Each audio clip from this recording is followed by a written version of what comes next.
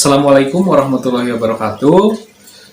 Berjumpa lagi di video pembelajaran ya. Untuk kelas 5 dalam pembelajaran kali ini di tema 2, Bapak akan membahas tentang sistem pernapasan manusia ya. Dalam pembelajaran kali ini Bapak harapkan kalian bisa mengetahui organ-organ pernapasan, juga apa itu yang dimaksud dengan bernapas, atau bagaimana kita mengetahui sistem-sistem yang ada di dalam tubuh kita yang setiap hari kita melakukan bernapas. Kita akan belajar itu hari ini ya. Ya, dalam bernapas kita memerlukan oksigen.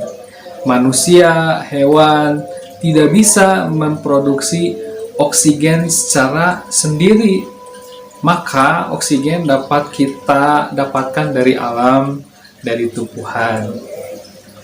Ya, dalam bernapas ada istilah yang disebut dengan memasukkan oksigen ke dalam paru-paru. Jadi artinya bernapas itu adalah suatu proses memasukkan oksigen dan mengeluarkan karbon dioksida serta uap air. Itu yang dimaksud dengan bernapas. Jadi, bernapas itu adalah proses memasukkan oksigen ya ke dalam paru-paru melalui hidung dan mengeluarkan karbon dioksida beserta uap air. Itu yang disebut dengan bernapas ya. Dalam bernapas, anak-anak, ada beberapa tahapan. Yang pertama, dalam bernapas itu kita menggunakan rongga hidung. Di dalam rongga hidung ada beberapa bagian, nanti kita akan bahas.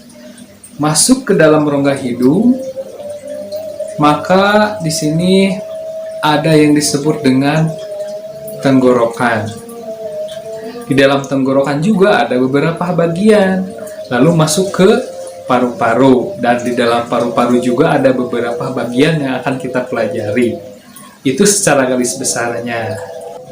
Baik, yang pertama, di bagian hidung. Kita bahas dulu bagian hidung. Semuanya punya hidung. Hidung itu lubangnya 2 ya.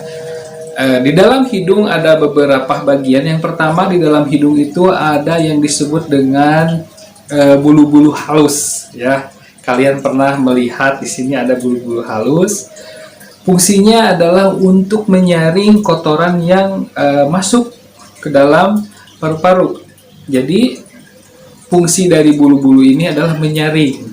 Ya, selain ada bulu-bulu di sini, juga di sini terdapat adanya lendir yang berfungsi untuk sama, selain juga menyaring, untuk menyesuaikan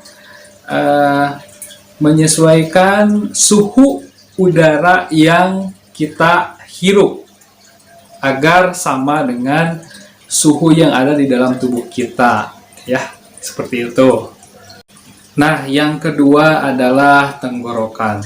Di dalam tenggorokan ini terdapat beberapa bagian yang di dalam biologi sering disebut dengan istilah laring. Yang pertama, di dalam tenggorokan itu yang paling ujung, yang paling atas itu yang disebut dengan paring. Paring adalah tempat suatu bagian yang berbentuk seperti corong ya, yang di atasnya ada tutup otomatis sebagai pertukaran udara ya. Pernah kalian merasakan tiba-tiba makan atau minum dan tersendak, tiba-tiba mengeluarkan batuk secara otomatis. Nah, itu adalah fungsi daripada paring ya. Sehingga paring ini bekerja secara otomatis untuk menahan makanan asing selain udara yang masuk ke dalam paru-paru. Nah, selanjutnya setelah adanya paring, maka di bawah paring itu ada yang disebut dengan laring. Laring ini berbentuk segitiga, seperti yang kalau laki-laki terlihat di sini ada jakun Nah, itu adalah sebagai biasa yang disebut dengan laring. Di dalam laring ini terdapat sebuah penghasil getaran sebagai alat untuk menghasilkan suara, ya. Nah, di dalam tenggorokan yang selanjutnya di bawah laring itu terdapat yang disebut dengan batang tenggorokan, yang disebut dengan trakea, atau yang disebut pipa, seperti pipa panjang dengan sekitar 12 cm ya, 12 cm. Nah, dari tenggorokan ini ada yang disebut dengan paring, ada yang disebut dengan laring, ada yang disebut dengan trakea. Trakea ini adalah seperti pipa yang di dalamnya tersusun dari tulang-tulang yang berbentuk cincin, ya, dan di dalamnya ada selaput lendir yang berfungsi sebagai tadi untuk menghalangi, ya, udara yang kotor, maka secara otomatis lendir itu akan mengeluarkan kembali kotoran-kotoran yang masuk ke dalam tubuh. Selanjutnya, ketika udara masuk melalui tenggorokan, maka ada yang disebut yang namanya bronkus.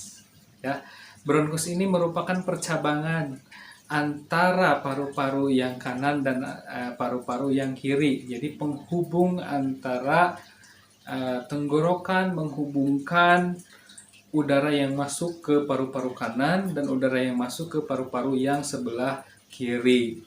Tentunya sesudah masuk ke daerah bagian bronkus, maka bronkus ini bercabang, ya, bercabang yang disebut dengan bronkeolus, ya. Jadi bronkeolus ini merupakan percabangan dari bronkus, ya. Sesudah bagian bronkus atau percabangan-percabangan kecil, maka ada lagi ujung-ujungnya yang disebut dengan pangkal bronkeolus, itu disebut dengan alveolus. Alveolus ini adalah suatu kantung yang sangat kecil, rongga-rongga yang sangat kecil sebagai pertukaran oksigen dengan karbon dioksida, ya, hasil pembakaran dari tubuh. Jadi oksigen masuk dan ditukar dengan karbon dioksida. Nah, seperti itu. Nah, nanti di dalam pembelajaran kita akan lebih membahas lebih dalam tentang bagian paru-paru. Ya, tapi kita akan bahas di video selanjutnya. Oleh karena itu, anak-anakku silahkan jangan lupa tekan tombol yang ada di bawah ini yang dinamakan dengan tombol subscribe. Ya, jangan lupa tekan juga tombol like, ya. Juga kalian boleh men-share video ini, barangkali video ini bisa bermanfaat untuk kita semua. Ya, salam dan tetap semangat kalian untuk belajar. Mungkin itu saja pembelajaran dari Bapak. Assalamualaikum warahmatullahi wabarakatuh.